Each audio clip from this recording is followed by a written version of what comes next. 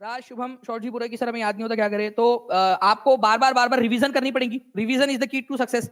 आपको एक और चीज याद नहीं होंगी। जब आप छोटे थे, बहुत ज्यादा छोटे, जब आप बहुत छोटे बच्चे थे, ठीक है, ठीक है, बड़ी शरारत करते थे, छोटी चड्डी पहनते थे, उस समय आपको 1 2 3 4 भी याद नहीं होता था और आपको एबीसीडी भी याद नहीं होता था। उस समय भी आपने यही सवाल पूछा था, ठीक है, कि मुझे एबीसीडी याद नहीं होती, मैं क्या करूं, ठीक है। तब आपको जो है कुछ बोला नहीं गया होगा या यही बोला गया होगा कि भाई रिवीजन करो। और आज आपको देखिए, आपको एबीसीडी पूरी याद है, ए से लेकर जेड तक याद है।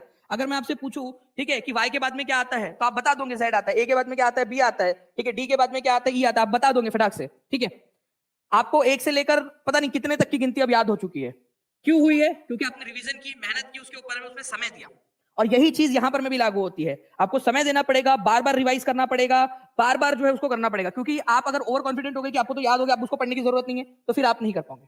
आप लोग मुझे ये बताएंगे कि रानी लक्ष्मीबाई की जो मृत्यु है वो कौन से शहर में हुई थी, इनकी मृत्यु, ठीक है, ये बताइए आप लोग कि इनकी मृत्यु कौन से शहर में हुई थी।